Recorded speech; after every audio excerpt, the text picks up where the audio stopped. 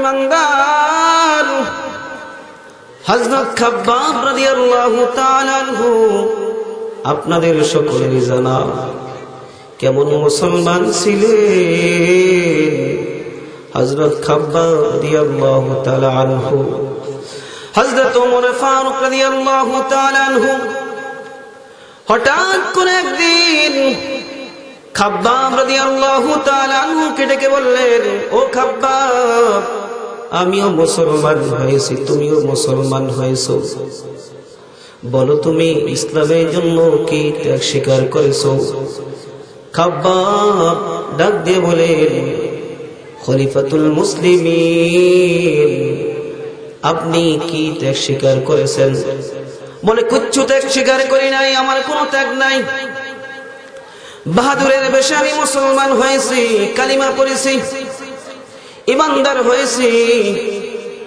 খাব্বাব চোখের পানি ছেড়ে দিয়ে জিহ্বা মুবারকটা বের করে দিয়ে হযরত ওমরকে ডেকে বলেন, ওমর, তাকায় দেখেন আমার জিহ্বার দিকে।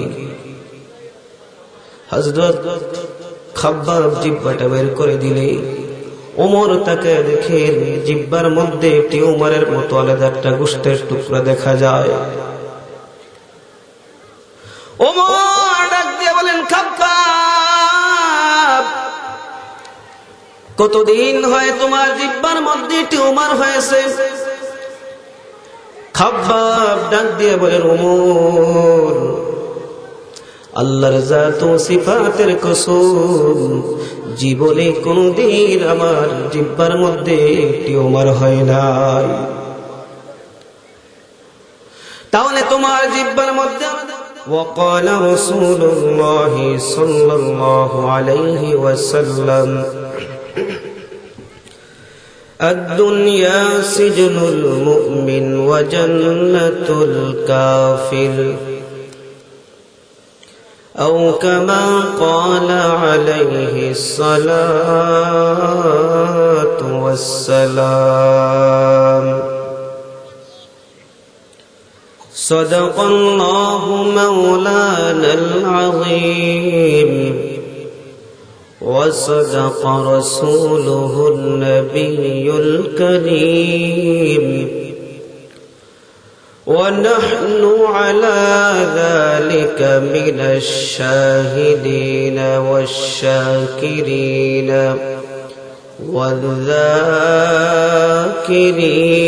والذاكرين والحمد لله رب العالمين।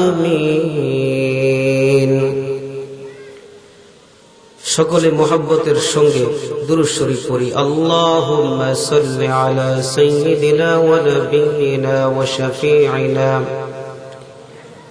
ওয়া হাবিবিনা ওয়া মাওলানা মুহাম্মদ সাল্লাল্লাহু আলা আলিহি ওয়া আসহাবিহি ওয়া বারাকা ওয়া সাল্লাম। अमाल से बनती है ये जन्नत भी जहन्नम, अमाल से बनती है ये जन्नत भी जहन्नम। ये खाके फितरत में न नारी है न नूरी, ये खाक फितरत में न नारी है न नूरी। इखलास की आमाल ये जन्नत की हमरा, इखलास की आमाल ये जन्नत की हमरा। फरहज़ के मक़ासद है तो तक़वा से हसनमंद, फरहज़ के मक़ासद है जो तक़वा से हसनमंद। बग़ैर जो अमाल हो इख़लास व तक़वा, بغير جو اعماله اخلاص و تقوی برباد تیرے زندگی اے ہوش نظر مان বরবাদ তেরে জিন্দেগি। নতুন বাটেরা মধ্যপাড়া যুব সমাজের উদ্যোগে 2 জানুয়ারি 2021 ইংরেজি সনের প্রথম বার্ষিক ওয়াজ ও দোয়ার মাহফিল। আজকের মাহফিলের সম্মানিত প্রধান বক্তা, সম্মানিত প্রধান অতিথি, সভাপতি, সামনে উপবিষ্ট আমার শ্রদ্ধেয় বৃদ্ধ বাবাজিরা, কলিজার টুকরা যুবক বন্ধুগণ, পর্দার অন্তরালে অবস্থানরত শ্রদ্ধেয়া সম্মানিতা মা ও বোনেরা, আল্লাহ পাকের রব্বুল আলামিনের দরবারে লাখো কোটি শুকর যে মহান রব্বুল আলামিন আমাদেরকে অত্যন্ত দয়া করে, মায়া করে, মহাব্বত করে জোরে মিলে দিনের নিসবতে আমলের নিয়তে ওয়াজ ও দোয়ার মাহফিলে আসার ও বসার তৌফিক দান করেছেন। সেজন্য দয়াময় মহান স্রষ্টার দরবারে দিল থেকে অন্তর থেকে শুকরিয়া আদায় করি, বলি আলহামদুলিল্লাহ। আওয়াজ হয় না, আরো জোরে বলেন আলহামদুলিল্লাহ।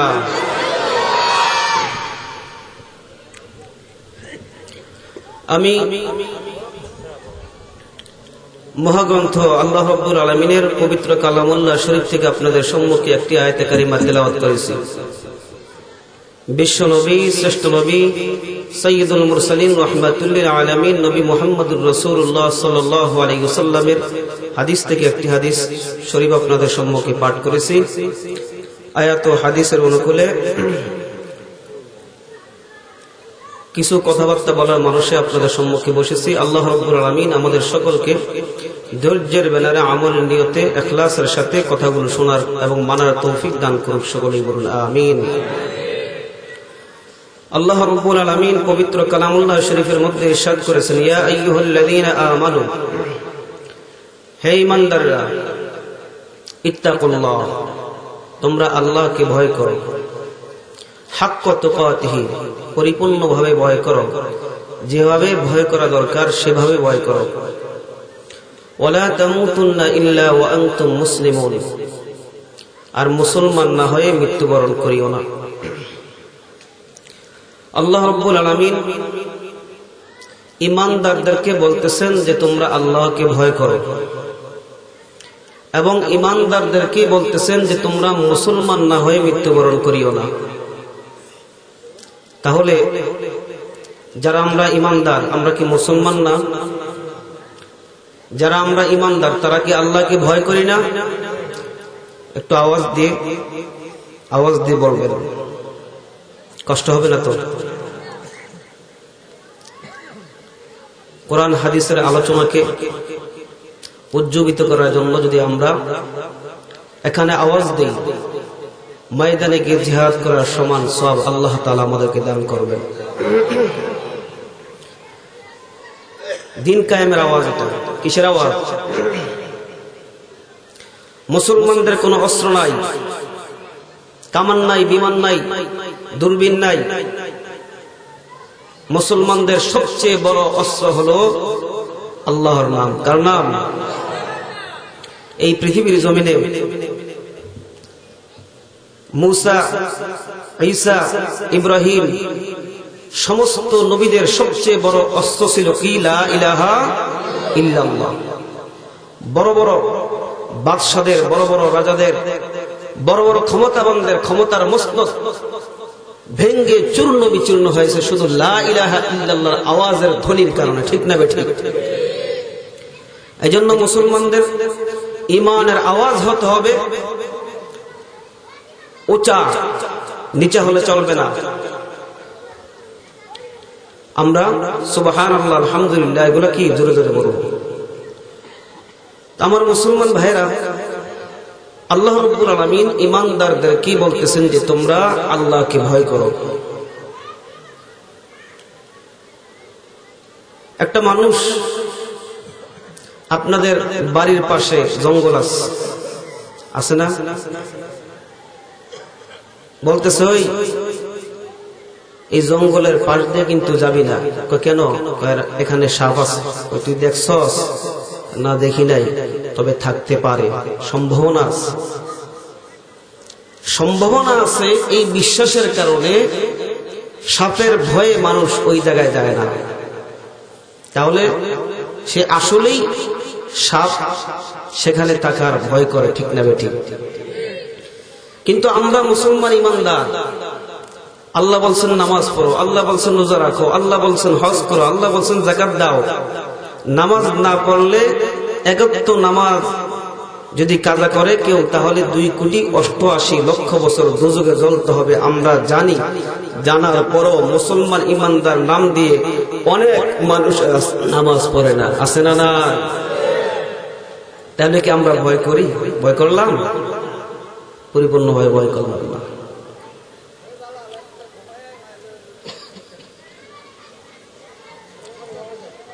মুসলমান ইমানদার,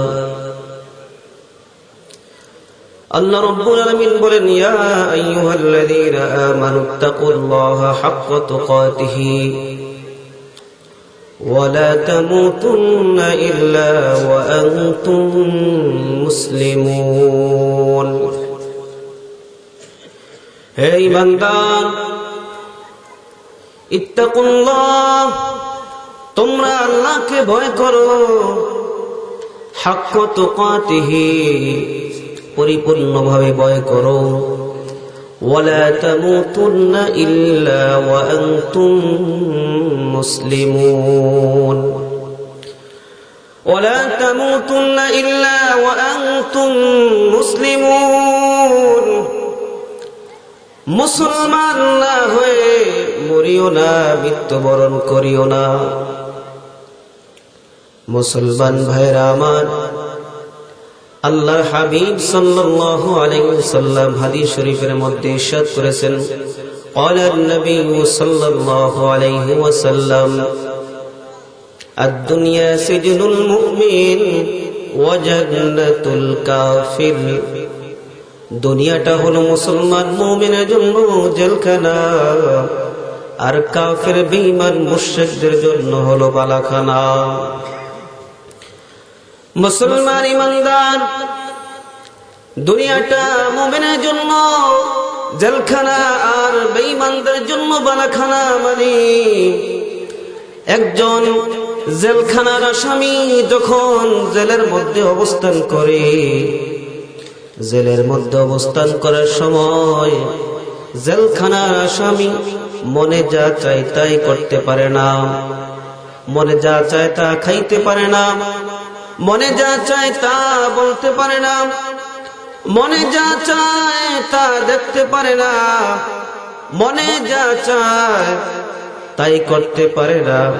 ঠিক একজন মুসলমান ইমানদার, সে দুনিয়ার মধ্যে একজন মুমিন যদি দাবি করে, দুনিয়ার মধ্যে যতদিন থাকবে তার এটা জেলখানা।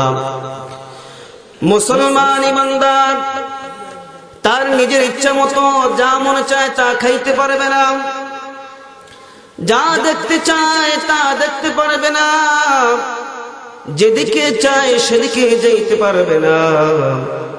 যদি সে নিজেকে ইমানদার দাবি করে, তাহলে আল্লাহ রাব্বুল আলামিনের ইচ্ছা মতো চলতে হবে। মুসলমান কাকে বলে? একজন আল্লাহর ওলি বুজুর্গ বলেছেন, মুসলমান কাকে বলে? মুসলমানি বুয়াদ গরদান নেহাদান, আইনানে খুদ বদস্তি খাজাদাদান, গর্ব সুরত আদমি ইনসাবুদে, আহমদ বু জহনু হামেকে সাবুদে। মুসলমান ইমানদার, একজন মুসলমান নিজের মন চাই জিন্দেগি যাপন করতে পারবে না। মুসলমান কাকে বলে? বলে মুসলমান ওই ব্যক্তিকে বলে যেমন একটা ঘোড়া, তার লাগামটা মালিকের হাতে দিয়া সে চলবে। মালিক যেদিকে টান দিকে সেদিকে যাবে। ঘোড়া নিজের ইচ্ছা মতো চলতে পারবে না, নিজের ইচ্ছা মতো খানা খাইতে পারবে না, নিজের ইচ্ছা মতো সব জায়গায় চলতে পারবে না।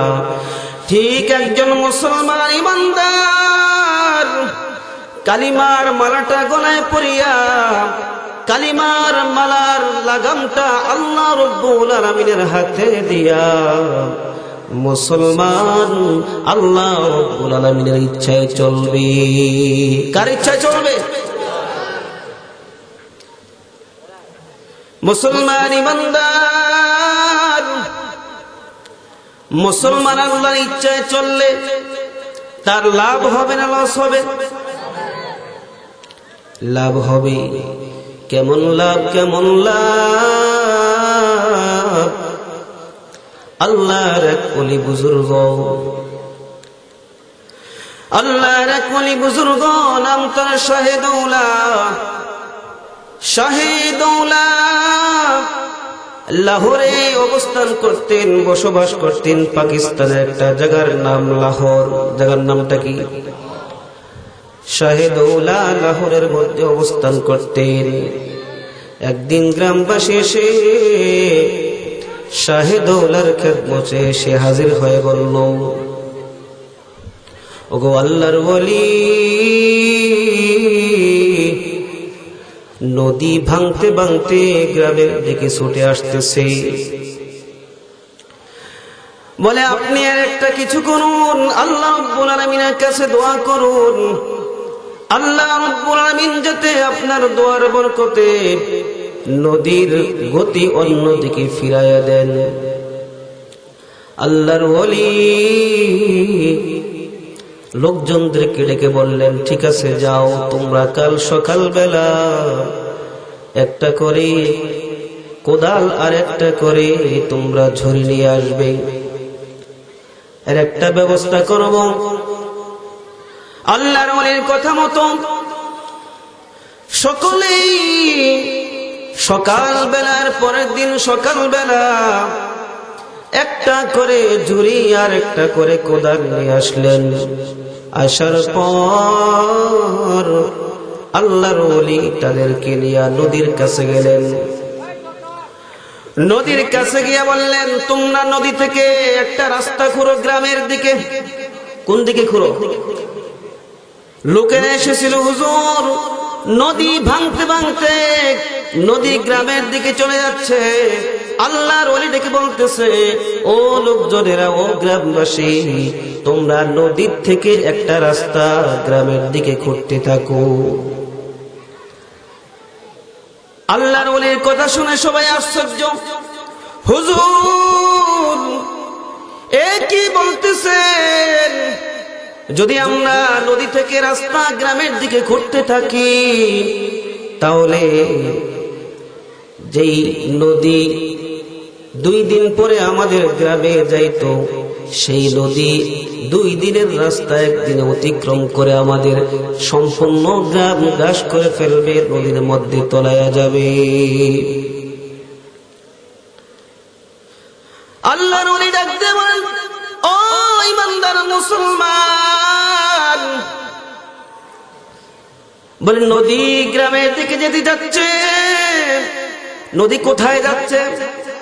গ্রামের দিকে যেতে চাচ্ছে। বলে আমার আল্লাহর ইচ্ছা তাই, সেজন্যই তো নদী গ্রামের দিকে যাচ্ছে। কথা ঠিক না বে ঠিক? আল্লাহর হুকুম ছাড়া গাছের পাতাও নড়ে না, আমরা জানি। জানি কিনা বলেন? মুসলমান ইমানদার, আল্লাহর ওলি যখন বললেন নদী গ্রামের দিকে যেতে চাচ্ছে, আল্লাহও তাই চাচ্ছেন, আমি শাহদৌলাও তাই চাই। বলে আল্লাহ যেদিকে, আমি শাহদৌলাও সেদিকে। আল্লাহ যেদিকে, মুসলমানও থাকবেন সেদিকে। ঠিক না বেঠি? এটাই মুসলমানের পরিচয়। মুসলমান ইমানদার। শাহদৌলা বললেন, আল্লাহ রাব্বুল আলামিন চাচ্ছেন নদী গ্রামের দিকে যাক, আমিও শাহদৌলা চাচ্ছি নদী গ্রামের দিকে যাবে।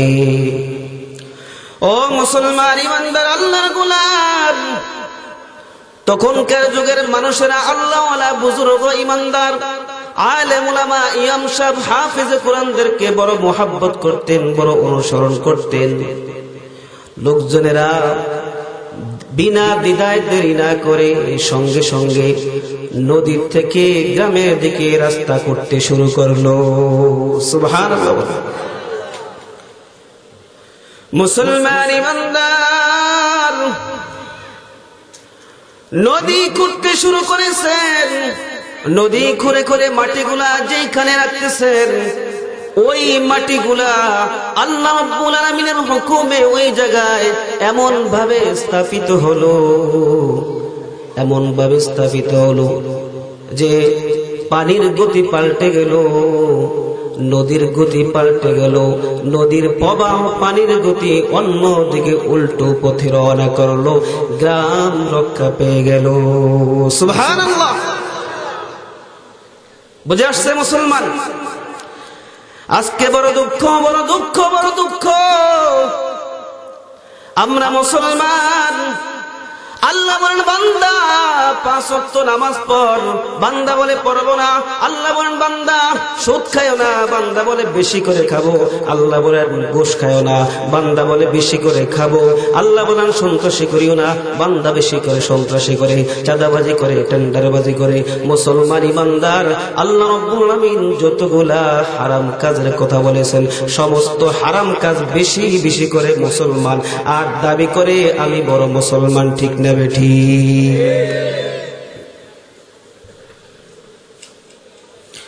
মুসলমান ভাইরা আমার,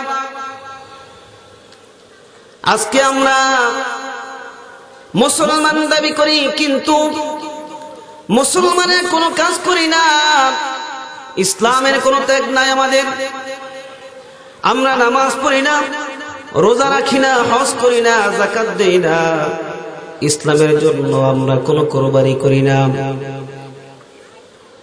মুসলমান ইমানদার, অথচ সাহাবায়ে কিরাম ইসলামের জন্য কেমন কোরবানি করেছেন। ওরে মুসলমান, আমাদের এই সাধারণ ঈমান নিয়ে কিন্তু জান্নাতে যাওয়ার আশা করতে পারি না। জান্নাতে যেতে হলে আল্লাহ রাব্বুল আলামিন কোরআন কারীমের মধ্যে বলেন, ইয়া আইয়ুহাল্লাযীনা আমানু দুখুলু ফিস-সিলমি কাফা ওয়া লা তাত্তাবিউ খুতুওয়াতিশ শাইতান ইন্নাহু লাকুম আদুউম মুবিন।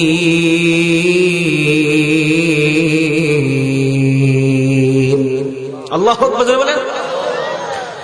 এই কালামে জিন্দা কুরআন হাকিম হিকমতে উলা ইয়াজালস্তু কদিম জামিউল ইলম ফিল কুরআন হাকিম তাকাসারাত আনহু ওয়া ইফহামুর রিজালি। আল্লাহ রাব্বুল আলামিন বলেন, ও দুনিয়ার মুমিন, ইয়া আইয়ুহাল্লাযীনা আমানু দুখুলু ফিস-সিলমি কাফা, হে ঈমানদার, উদখুলু ফিস-সিলমি কাফা, তোমরা পরিপূর্ণভাবে ইসলামের মধ্যে প্রবেশ করো। ওয়ালা তাত্তাবিউ খুতুওয়াতিশ শাইতান, আর শয়তানের অনুসরণ করিও না। এ মুসলমান ঈমানদার বলে, যদি ইসলামের মধ্যে পরিপূর্ণভাবে প্রবেশ করতে চাও তাহলে নিজের মন চাই জিন্দেগি যাপন করা যাবে না, নিজের মনের ইচ্ছা মতো চলা যাবে না, নিজের ইচ্ছা হতে হবে আমার আল্লাহর ইচ্ছা। কার ইচ্ছা? ওরে মুসলমান ঈমানদার, আমার ইচ্ছাটা যদি আল্লাহর ইচ্ছার সাথে মিলায়া নেই, আল্লাহ বলেন, ওরে মুমিন, দুনিয়ার মধ্যে তুমি আমি আল্লাহর ইচ্ছা মতো অল্প দিনের জন্য চলবা, আর আখিরাতে আমি আল্লাহ তোমার ইচ্ছা মতো চলবো। সুবহানাল্লাহ। अगर खाही कदर जन्नत रशीदी तरीक़ाए मुस्तफा कुन जिंदगी। কার ইচ্ছা মতো চলতে হবে? মুসলমান ঈমানদার, আল্লাহ এবং আল্লাহর ইচ্ছা মতো চলতে হবে। এই জন্য 5 ওয়াক্ত নামাজ কার ইচ্ছা মতো পড়ব, পড়ব তো, মিথ্যা কথা বলবো না, সুদ ঘুষ খাবো না, ইয়াবা গাঁজা বাবা এগুলা খাওয়া যাবে না। খাওয়া যাবে কি? সুদ ঘুষ খাওয়া যাবে নি, হ্যাঁ, গান বাজনা করা যাবে নি। মুসলমান ইমানদার, যদি গান বাজনা করাই যেত তাহলে গান বাজনা মসজিদের মধ্যে চলতো। গান বাজনা যদি হারাম নাই হতো, গান বাজনা যদি সমস্যা না হতো, ইবাদতই যদি হতো, তাহলে দুনিয়ার সবচেয়ে ইবাদতের স্থান কোথায়? মসজিদ। মসজিদে চলে না মুসলমান, আমরা নামাজ পড়ি না, রোজা রাখি না, অথচ সাহাবায়ে কেরাম ঈমানের জন্য, ইসলামের জন্য কত ত্যাগ দিয়েছেন, কত তিতিক্ষা দিয়েছেন, কত কষ্ট স্বীকার করেছেন। সাহাবায়ে কেরামদের জীবনের দিকে যদি তাকাই তাহলে আমাদের জীবনে ইসলামের জন্য কোনো অবদান নাই। আমরা ইসলামের জন্য কিছুই দিতে পারি না, ইসলামের জন্য 5টা ওয়াক্ত নামাজও পড়তে পারি না, ইসলামের জন্য, নবীর জন্য, নবীর সুন্নতে দাঁড়িয়ে রাখতে পারি না। মুসলমান ইমানদার, অথচ সাহাবায়ে কেরাম নবীকে এত ভালোবেসেছিলেন, নবীর ভালোবাসায় তারা নিজের জীবনকে কাফেরদের সামনে বিলিয়ে দিয়েছিলেন। ঠিক না বেঠিক? ওরে মুসলমান ইমানদার, আমরাও মুসলমান, তাও মুসলমান।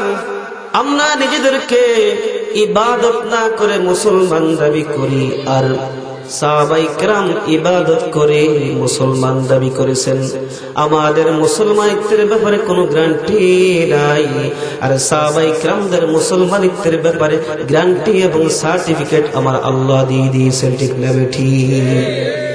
আল্লাহ রাব্বুল আলামিন বলেছেন, উলাইকা হুমুল মুমিনুনা হাক্কান ওয়া উলাইকা হুমুল মুফলিহুন। আল্লাহু আকবার। মুসলমান ভাইরা আমার, তাদের ব্যাপারে আল্লাহ রাজি হয়ে গেছেন, তাদের ব্যাপারে আল্লাহ রাব্বুল আলামিন জান্নাতের সার্টিফিকেট দিয়ে দিয়েছেন। জান্নাতের সার্টিফিকেট এমনি দেয় না, তারা ইসলামের জন্য অনেক কষ্ট স্বীকার করেছেন। রে মুসলমান, আমরা যদি সাহাবায়ে কেরামদের জীবনের দিকে তাকায় দেখি, সাহাবায়ে কেরাম ইসলামের জন্য যেই ত্যাগ দিয়েছেন, আল্লাহ রাব্বুল আলামিন তাদের উপরে খুশি হইয়া দুনিয়ার মধ্যেই তাদেরকে জান্নাতের সুসংবাদ দিয়ে দিয়েছেন। তাহলে তোমার জিহ্বার মধ্যে আলাদা গোশতের টুকরা কেন দেখা যায়? বলে খলিফাতুল মুসলিমিন, মায়ার নবীর কাছে আমি খাব্বাব ইসলাম গ্রহণ করে কালিমার মালা পরে আমি যখন আমার বংশের লোকদের কাছে গেলাম, আমার বংশের লোকেরা আমার হাতে পায়ে রশি লাগায়া, আমার হাতে পায়ে রশি লাগাইয়া জঙ্গলের মধ্যে নিয়ে, জঙ্গলের থেকে, পাহাড়ের মধ্য থেকে তাজা কাটা বের করে আমি খাব্বাবকে চিৎভাবে শোয়ায়া, আমি খাব্বাবের জিহ্বাটা টান দিয়ে বের করি, আমি খাব্বাবের জিহ্বার মধ্যে আঘাত করেছে, আমার জিহ্বার মধ্যে একবার কাটা ঢুকাইছে, আবার কাটা বের করেছে। ও খলিফাতুল মুসলিমিন,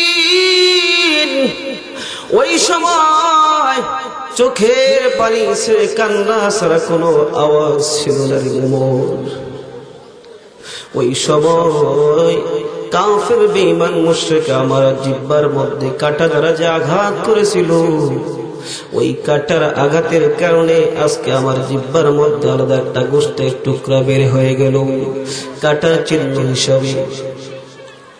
ওমর চোখের পানি ছেড়ে দিয়ে বলেন, এর খাব্বাব, আমিও মুসলমান, তুমিও মুসলমান, কিন্তু মনে হয় যেন তুমি ইসলামের জন্য যে ত্যাগ স্বীকার করেছো, আমি উমরের চেয়ে আল্লাহ রাব্বুল আলামিনের কাছে তোমার দাম বেশি বেড়ে গিয়েছে। ওমর ডাক দিয়ে বলেন, খাব্বাব, ইসলামের জন্য তুমি এত ত্যাগ স্বীকার করেছো, এত ত্যাগ স্বীকার করার পর তারপরও তুমি নবীর আদর্শ তুমি ছেড়ে যাওনি, নবীর আদর্শ দূরে ছেড়ে যাওনি, নবীর আদর্শ ছেড়ে দাওনি। এর খাব্বাব, তুমি ইসলামের জন্য বড় ত্যাগ স্বীকার করেছো, কিন্তু আমি উমরের তো জীবনে কোনো ত্যাগ নাই। রে খাব্বাব, তুমি ইসলামের জন্য অনেক কষ্ট করেছো। খাব্বাব ডাক দিয়ে বলেন, খলিফাতুল মুসলিমিন, শুধু এখানেই শেষ নয়। বলে খাব্বাব পিঠের জামাটা উঠাইয়া বলেন, খাব্বাব ডাক দিয়ে বলেন, ওমর তাকায় দেখেন আমার পিঠের কি হালত। হযরত ওমর রাদিয়াল্লাহু তাআলা আনহু খাব্বাবের পিঠের দিকে তাকায় দেখেন পিঠের মধ্যে পোড়া পোড়া দাগ আর হাড্ডিগুলো পড়ে গেছে, পিঠের মধ্যে এক টুকরা গোশত নাই। এর মুসলমান ইমানদার, হযরত ওমর ডাক দিয়ে বলেন, খাব্বাব, কতদিন যেমন তুমি কষ্ট রেখে বিছানার মধ্যে শুয়েছিলে? খাব্বাব ডাক দিয়ে বলেন, খোদার কসম, আমি জীবনে কষ্ট রোগে কোনদিন একদিনের জন্য বিছানায় শুই নাই। বলে, তুমি বিছানায় একদিনের জন্য শোও নাই, তাহলে তোমার পিঠের মধ্যে এক টুকরা গোশত দেখা যায় না? তোমার পিঠের মধ্যে পোড়া পোড়া দাগ আর হাড্ডি গুলার মধ্যে কালো কালো দাগ পড়ে গেছে কেন? খাব্বাব ডাক দিয়ে বলেন, খলিফাতুল মুসলিমিন, আমি মায়ের নবী রাহমাতুল লিল আলামিনের কাছে গিয়া কালিমার মালা গলায় যখন পরেছি, কালিমার মালা গলায় পরার কারণে, ইসলামের কালিমা ঈমান আনার কারণে আমার বংশের লোকেরা আমার হাতে পায়ে রশি লাগাইয়া আমাকে উত্তপ্ত বালিকণাময় মরুভূমির মধ্যে শোয়াইছে, আমাকে জ্বলন্ত আগুনের কয়লার মধ্যে শোয়াইছে, জ্বলন্ত আগুনের কয়লার মধ্যে শোয়াইয়া আমাকে চাপ দিয়ে পা দিয়ে চাপা দিয়েছে, আর বেত্রাঘাত করেছে, আর বলেছে, খাব্বাব বল কালিমাটা ছেড়ে দিবি কিনা বল। হযরত খাব্বাব রাদিয়াল্লাহু তাআলা বলেন, ওমর, ওই সময় বেঈমানেরা যখন আমাকে জ্বলন্ত আগুনের কয়লার মধ্যে শোয়ায়া, আমাকে যখন জ্বলন্ত আগুনের মধ্যে চাপ দিয়েছে, আমার পিঠের গোশত গুলা টাস টাস টাস টাস করিয়া জ্বলিয়া যখন যায়, আমি খাব্বাব নিজ কানে আমার গোশত গুলা ফুটানোর আওয়াজ শুনতে পাই। ও খলিফাতুল মুসলিমিন, তারপরও আমি আমার আল্লাহ রাব্বুল আলামিনের কাছে ডাক দিয়ে বলেছি, আল্লাহ ও মালিক, এই দুনিয়ায় ঈমান আনার কারণে আমাকে এত কষ্ট দেয়, যত কষ্ট দেওয়ার তুমি দুনিয়ায় আমাকে দাও, আরো যদি দিতে চাও তাও দাও, তারপরও তুমি আমি তোমার কাছে আমি আল্লাহ আমি তোমার কাছে ক্ষমা চাই, তুমি আমাকে জাহান্নামের আগুনে জ্বালায়ো না, তার কারণ হলো এই দুনিয়ার আগুন জাহান্নামের আগুনের মতো নয়। এই দুনিয়ার আগুনের চেয়ে জাহান্নামের আগুন 70 গুণ বেশি তাপ। এই দুনিয়ার আগুনে কেউ যদি জাহান্নাম থেকে ফিরে এসে দুনিয়ার আগুনে আসে, তাহলে এই আগুনের আরামের কারণে ওই বান্দার সঙ্গে সঙ্গে ঘুম এসে পড়বে। এরে মুসলমান ইমানদার, আজকে ইসলামের জন্য নামাজ পড়তে পারো না, আল্লাহর জন্য নামাজ পড়তে পারো না, মুখে দাঁড়িয়ে রাখতে পারো না, মাথায় টুপি উঠাইতে পারো না। ওরে মা, ও বোন, পর্দা করতে পারো না আজকে। অথচ তোমাদের মতো মহিলাদের সর্দারনি হযরত সুমাইয়া রাদিয়াল্লাহু তাআলা আনহা জীবনে ইসলামের জন্য তার জান পর্যন্ত শহীদ করে দিয়েছে। এ মুসলমান যুবক, ও মুসলমান ভাই, বলে আজকে যুবকরা যে এই কোরআনের মাহফিল করেছেন, এতে আপনাদের লাভ হয়েছে কিনা লস হয়েছে? আজকে যুবকরা গান বাজনার অনুষ্ঠান না করিয়া মাহফিলের আয়োজন করেছে। হতে পারে এই মাহফিল থেকে দু একজন মানুষও যদি তারা জান্নাতি হয়, ওই মানুষগুলা কাল হাসরের ময়দানে এই এলাকাবাসী গুলাকে সুপারিশ করে করে জান্নাতে নিয়ে যাবে। ঠিক না বেঠিক?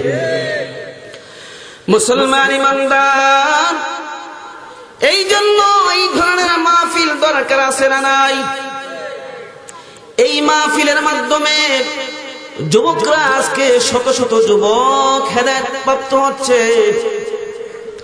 মুসলমান ইমানদার, আজকে এই ওয়াজের মাধ্যমে, এই ওয়াজ মাহফিলের মাধ্যমে আজকে কত দিশেহারা মানুষ, পথহারা মানুষ, বেনামাজি মানুষগুলা, কত সুদখোর ঘুষখোর, কত বেঈমান লোকেরা আজকে ইসলাম গ্রহণ করে করে জান্নাতের আশ্রয় নিতেছে। আছে না নাই? জ্বলন্ত প্রমাণ আপনাদের কি শোনাই? আমাদের বাংলাদেশের বড় এক ওয়াইজ, আমাদের বাংলাদেশের একজন ওয়াজের ময়দানের সরদার, তিনি তার নিজের মুখে নিজের ঘটনা শোনাচ্ছেন। কুরবানির ঈদের আগে তিনি মসজিদে গিয়েছেন জুমার নামাজ পড়ানোর জন্য। হঠাৎ করে রুমের মধ্যে একজন যুবক প্রবেশ করেছেন। যুবকের মাথার মধ্যে টুপি, গালের মধ্যে খোসা খোসা দাড়ি, পরনে পাঞ্জাবি। যুবক হুজুরের হাতে মোবাইলটা দিলেন। মোবাইল দেওয়ার পর হুজুর যখন মোবাইলের দিকে তাকাইলেন, তাকায় দেখেন মোবাইলের মধ্যে একজন যুবকের ছবি, যার মাথার মধ্যে বড় বড় চুল, লম্বা লম্বা চুল। এগুলা হলো মাস্তানি কাটিং। ঠিক না বেঠিক? সুন্নতি তরিকার চুল না, মাস্তানি কাটিং। আর যুবকের গলার মধ্যে স্বর্ণের চেইন, পরনে প্যান্ট শার্ট। যুবককে দেখতে নায়ক নায়ক মনে হয়। হুজুর মোবাইলের দিকে তাকিয়ে আছেন। হঠাৎ করে তাকিয়ে দেখেন যুবকের চোখে পানি। কিরে যুবক, তুমি কেন কাঁদছো? আর এই ছবিটা কার? বল হুজুর, এই ছবিটা আমি যুবকের 8 মাস পূর্বের ছবি। এই ছবিটা 8 মাস পূর্বের ছবি। বলে 8 মাস পূর্বের ছবি তো কি হয়েছে? বলে হুজুর, আমি একজন গায়ক ছিলাম, আমি একজন অভিনেতা ছিলাম, আমি বাংলাদেশের বড় একজন নাট্যকার ছিলাম, আমি বড় নাটক করতাম, আমি অভিনয় করতাম, আমি গান গাইতাম। আমার একটা নাটকের বিনিময়ে হাদিয়া ছিল 1 লক্ষ টাকা। বলে হুজুর, আমি নাটকের স্পট নিয়ে আমি ওই যে ময়মনসিংহ জামালপুরে গিয়েছি শুটিং করার জন্য। শুটিং করতে গেলাম। শুটিং করতে গিয়া হঠাৎ করে আমার মোবাইলটা পকেট থেকে বের করে আমি ওই মোবাইলটা ইন্টারনেটে সার্চ দিলাম। সার্চ দেওয়ার পর হঠাৎ করে আমার অনিচ্ছা সত্ত্বে একটি বয়ান বের হয়ে গেল, ওয়াজ বের হয়ে গেল। ওয়াজ বের হয়ে গেল, 2 মিনিটের মতো আমি ওয়াজ শুনলাম, কোরআন তেলাওয়াত শুনলাম। ওয়াজের মতো এত মধু লাগতেছিল, আমার ওই তেলাওয়াতের মধ্যে আমার এত মধু লাগতেছিল, কোন সময় যে আমি আমার নিজেকে হারিয়ে ফেললাম। আমি বড় স্থির হয়ে গেলাম, আমি বড় চুপ হয়ে গেলাম, আমি নির্বাক হয়ে গেলাম, নিস্তব্ধ হয়ে গেলাম। আমি নিরুপায় হয়ে আমি শুটিং ছেড়ে আমি এক জায়গায় বসে বারবার ওয়াজটা শুনতেছিলাম। মুসলমান ইমানদার, ওয়াজের মাধ্যমে আল্লাহ রাব্বুল আলামিন মানুষকে কিভাবে হেদায়েত দান করেন, কোরআনের মাধ্যমে কিভাবে হেদায়েত দান করেন, তার কারণ হলো কোরআন এমন একটি পাওয়ার, কোরআন এমন একটি নূর, যেখানে অন্ধকার, কোরআন যেখানে অন্ধকার সেখানে ঢুকবে, অন্ধকার দূর হয়ে যাবে, কোরআন সেখানে আলো ঢুকাই দিবে। একজন কোরআন বেনামাজিকে নামাজি বানাই দিবে। কোরআন এমন একটি আলো, কোরআন গাঞ্জাখোরকে আল্লাহর ওলি বানাইয়া মসজিদে তাহাজ্জুদের মধ্যে দাঁড় করায় দিবে। সুবহানাল্লাহ। মুসলমান ইমানদার, যুবক বলেন আমার আর কিচ্ছু ভালো লাগে না। আমার বান্ধবীরা ডাক দিয়ে বলেন, আরে যুবক চল চল, অভিনয় করতে হবে, শুটিং শেষ করতে হবে, শুটিং শেষ করতে হবে। আমি আমার বান্ধবীদের কথা শুনিয়া, আমি আমার বান্ধবীদের ডাকে সাড়া দিয়া শুটিং শেষ করলাম। শুটিং শেষ করি আমি ঢাকায় আসলাম। ঢাকায় আসিয়া আমি রুমের মধ্যে গিয়া বারবার ওয়াজটা শুনি, তেলাওয়াতগুলো শুনি। আমার ওয়াজ শোনার পর আমার অন্তরের মধ্যে এমন একটা পরিবর্তন এসেছে, আমার আখিরাতের কথা মনে হয়ে গেছে, কবরের কথা মনে হয়ে গেছে, আমার আখিরাতের কথা মনে হয়ে গেছে। আমি আমার নিজেকে প্রমাণ দিতে লাগলাম, আমি আমার নিজেকে বারবার বলতে লাগলাম, হাই রে আমার আল্লাহ, আমার খালেক, আমার স্রষ্টা আমাকে সৃষ্টি করেছে, আমাকে দুনিয়ার মধ্যে এই সমস্ত কাজ করার জন্য নয়। আমার আল্লাহ আমাকে সৃষ্টি করেছেন আল্লাহর ইবাদত করার জন্য। আমি আল্লাহর ইবাদত না করে শয়তানের ইবাদত করতেছি। আল্লাহর বান্দা চোখের পানিগুলো ছেড়ে দিয়ে বারবার চিন্তা করতেছেন, আমার মতো অপরাধী আসমানের নিচে জমিনের উপরে তার কেউ নাই। আমি কাল হাসরের ময়দানে আল্লাহ রাব্বুল আলামিনের সামনে কি বলে দাঁড়াবো? আল্লাহ রাব্বুল আলামিন আমাকে অপরাধের কাজ করে দাঁড় করাইয়া আমাকে জাহান্নামের কাতারে দাঁড় করে দিবেন। ওই কঠিন জাহান্নামের আগুন সহ্য করতে পারবো না, ওই কঠিন জাহান্নামের আগুন সহ্য করা সম্ভব না। যুবক, মনের মধ্যে পরিবর্তন এসে পড়ল। পাশের মসজিদে গিয়া ইমাম সাহেবকে ডাক দিয়ে বলল, হুজুর আমাকে তওবা পড়ায় দেন। আমি এতদিন ভুলের মধ্যে ছিলাম, গান বাজনা করতাম, আমি জীবনে কোনোদিন আর গান বাজনা করব না। আজকের থেকে গান বাজনা ছেড়ে দিলাম, বন্ধু বান্ধবদের আড্ডা ছেড়ে দিলাম। আজকের থেকে আমার ডজনকে ডজন শার্ট ছিল, প্যান্ট ছিল, আমার ডিজাইনার শার্ট ছিল, সবকিছু আমি ছেড়ে দিলাম, সবকিছু আমি ফেলে দিলাম। আজকের থেকে নামাজ পড়বো, আজকের থেকে আমি টুপি পরবো, আজকের থেকে আমি দাঁড়িয়ে রাখবো, সত্য কথা বলবো। বলে, যুবক তোমার মধ্যে এমন পরিবর্তন কেমনে আসলো? বলে, হুজুর জামালপুর শুটিং স্পটে গেলাম, হঠাৎ করে আমি মোবাইল বের করে একটা ওয়াজ শুনতে পেলাম। ওই ওয়াজের মাধ্যমে আমার মনের ভিতরে একটা পরিবর্তন আসলো। বলে, যুবক ওই ওয়াজ কার ওয়াজ? বলে, চিনি না হুজুরকে, আমি চিনি না। বলে, দাও দাও মোবাইলটা আমার কাছে দাও। হুজুর মোবাইলের মধ্যে ওই ওয়াজটা শুনিয়া দেখেন, এটা আর কেউ নয়, বাংলাদেশের ওয়াইজিনদের মধ্যে খতিবুল উম্মাহ, যুবকদের নয়নমণি, হেদায়েতের রাহবার হযরত মাওলানা হাফিজুর রহমান সিদ্দিক সাহেব কুয়াকাটা। মুসলমান ইমানদার, আমার কুয়াকাটার হযরতের বয়ান শুনে আজকে বাংলাদেশের লক্ষ কোটি কোটি যুবকের গালের মধ্যে দাঁড়িয়ে এসেছে কিনা বলেন? মুসলমান ইমানদার, আমার কুয়াকাটা হযরতের বয়ান শুনে লক্ষ কোটি যুবকরা গানের আড্ডা ছেড়ে দিয়েছে, মাহফিলের মঞ্চ তৈরি করেছে। কুয়াকাটা হুজুরের বয়ান শুনে লক্ষ কোটি মুসলমান বেঈমান গুলা ইমানদার হয়েছে, আছে না নাই? মুসলমান ইমানদার হযরত হাফিজুর রহমান সিদ্দিক সাহেবের নাম যখন বললেন, বলেন হুজুর আপনি কি হাফিজুর রহমান সিদ্দিক সাহেবকে চিনেন? বলে হ্যাঁ, একটু একটু চিনি, আমাদের এলাকায় ওয়াজ করার জন্য আসে, সেই সুবাদে চিনি। বলে তার সাথে তেমন কোনো পরিচয় নাই। বলে হুজুর কোথায় থাকে? বলে হুজুর আপনার ঠিকানা নিয়ে জানতে পেলাম আপনি গুলশান বাইতুল মামুর মসজিদের খতিবগিরি করেন, আপনার সাথে সাক্ষাৎ করতে এলাম। হুজুর আমার মাথার মধ্যে হাত রেখে দোয়া করে দেন, আল্লাহ রাব্বুল আমিন যাতে আমাকে দ্বীনের রাস্তায় কবুল করেছেন, আর যাতে কোনোদিন আমাকে হেদায়েতের রাস্তা থেকে ফিরায় না নেন। এরে মুসলমান ইমানদার, এ যুবক, কেন তুমি নামাজ পড়ো না? কার মোহাব্বতে তুমি তোমার চুলের কাটিংটা ইন্দোর বান্দর ম্যারাডোনা সাগরডোনা এদের মতো বানাও, সাকিব খানের মতো বানাও?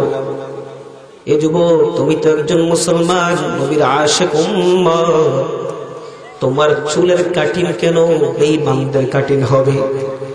তোমার চুলের কাটিং তো হবে বিশ্বনবী মুহাম্মদুর রাসূলুল্লাহ সাল্লাল্লাহু আলাইহি ওয়াসাল্লামের কাটিনের মতো। এর মুসলমান যুবক, তুমি কি খাব্বাবকে দেখো না? তুমি কি হযরত বেলালকে দেখো না? বেলাল ইসলামের জন্য কি ত্যাগ করেছেন? খাব্বাব রাদিয়াল্লাহু তাআলা আনহু ইসলামের জন্য কি ত্যাগ দিয়েছেন? মুসলমান ইমানদার, আল্লাহ রাব্বুল আমিন দুনিয়ার সকল মুসলমানদেরকে ডেকে বলেন, ইয়া আইয়ুহাল্লাযীনা আমানুত্তাকুল্লাহ হাক্কা তুকাতিহি ওয়া লা তামুতুন্না ইল্লা ওয়া আনতুম মুসলিমুন। এই বান্দার মুমিন মুসলমান, ইত্তাকুল্লাহ, তোমরা আল্লাহকে ভয় করো, যথাযথভাবে ভয় করো।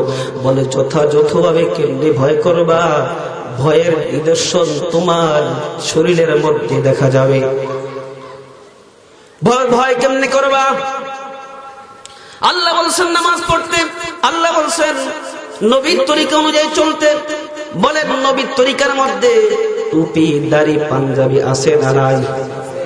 নবীর তরিকার মধ্যে সুদ খাওয়া আছে, ঘুষ খাওয়া আছে, মিথ্যা কথা বলা আছে, ছিনতাই করা আছে, সন্ত্রাসী করা আছে নাকি? চাঁদাবাজি করা আছে নাকি? টেন্ডারবাজি করা আছে নাকি? আছে। মুসলমান ইমানদার, আল্লাহ রাব্বুল আমিন বলেন তুমি আমি আল্লাহকে ভয় করো। বলে কেমনে ভয় করবা? বলে রাসূলের তরিকায় ভয় করো। আমার রাসূল তরিকা শিখাই দিয়ে গেছেন, আমার রাসূল আল্লাহকে ভয় করেছেন। আল্লাহ শুধু মুমিনদেরকে ভয় করার কথা বলে নাই, আল্লাহ রাব্বুল আমিন স্বয়ং নবীকেও আল্লাহকে ভয় করার কথা বলেছেন। ওরে মুসলমান ইমানদার, আল্লাহর ভয়ে যদি দুনিয়ার জীবনটাকে নিজের ইচ্ছা মতো না চালাইয়া আল্লাহ এবং আল্লাহর রাসূলের তরিকা অনুযায়ী চালাও, আমার আল্লাহ বলেন বান্দা ফাইনাল জান্নাতা হিয়াল মাওয়া। আল্লাহ রাব্বুল আমিন বলেন ওয়া আম্মা মান খাফা মাকামা রাব্বিহি ওয়া নাহান নাফসা আনিল হাওয়া ফাইনাল জান্নাতা হিয়াল মাওয়া। আল্লাহ রাব্বুল আমিন বলেন দুনিয়ার মধ্যে যারা আল্লাহ রাব্বুল আমিনের সামনে কাল হাসরের ময়দানে দণ্ডায়মান হয়ে নিজের জীবনের আমলের ব্যাপারে হিসাব দেওয়ার ভয়ে দুনিয়ার জীবনে নিজেকে গুনাহ থেকে বাঁচায় রাখবে, নিজেকে আল্লাহ এবং আল্লাহর রাসূলের তরিকা অনুযায়ী চালাইবে, আল্লাহ বলেন ওই বান্দাদের জন্য আমি আল্লাহ রাব্বুল আমিন আমার জান্নাতকে রিজার্ভ করে দিলাম।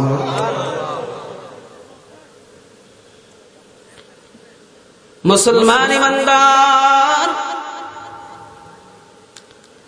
আল্লাহ রাব্বুল আলামিন মুসলমানদেরকে বলেছেন, ইয়া আইয়ুহাল্লাযীনা আমানু দুখুলু ফিস সিলমি কাফা, হে ঈমানদাররা, উদখুলু ফিস সিলমি কাফা, তোমরা ইসলামের মধ্যে পরিপূর্ণভাবে প্রবেশ করো। ওয়ালা তাত্তাবিউ খুতুওয়াতিশ শাইতান, বলে শয়তানের অনুসরণ করিও না। ওরে মুসলমান ঈমানদার, তাফসীরের মধ্যে এসেছে, তাফসীরে জালালাইন শরীফের মধ্যে এসেছে, আল্লাহ রাব্বুল আলামিন এই আয়াতটা কাদের ব্যাপারে নাযিল করেছেন? ইহুদিদের সর্দার ছিলেন একজন ব্যক্তি, তার নাম ছিল আব্দুল্লাহ ইবনে সালাম রাদিয়াল্লাহু তাআলা আনহু। তার সঙ্গে আর কয়েকজন ইহুদি ছিলেন, তারা সকলেই মুসলমান হলেন। মুসলমান ধর্মের মধ্যে আমরা যেমন শুক্রবারকে সম্মান করি, শুক্রবারকে ইবাদতের দিন মনে করি, শুক্রবারে 7:30 যে নামাজ না পড়ে সেও মনে করে শুক্রবারে একদিন গিয়া যদি নামাজ পড়ি তাহলে আমার শুক্রবারের নামাজের দ্বারা সারা সপ্তাহ আমার গুনাহগুলো মুছে যাবে, আশা করে কিনা বলেন? এই জন্য দেখা যায় গ্রাম কিংবা শহরে, দেশ কিংবা বিদেশে, সর্ব জায়গার মধ্যে দেখা যায় সারা সপ্তাহে 5 ওয়াক্ত নামাজি পাওয়া যায় না, ফজরের নামাজে একজন দুজন পাওয়া যায়, ঠিক না ঠিক? কিন্তু শুক্রবারে মসজিদ গুলাতে জায়গা নেয় না। রাস্তা ঘাটে আশেপাশে যত জায়গা আছে সমস্ত জায়গাগুলা মুসল্লির দ্বারা ভরপুর হয়ে যায়।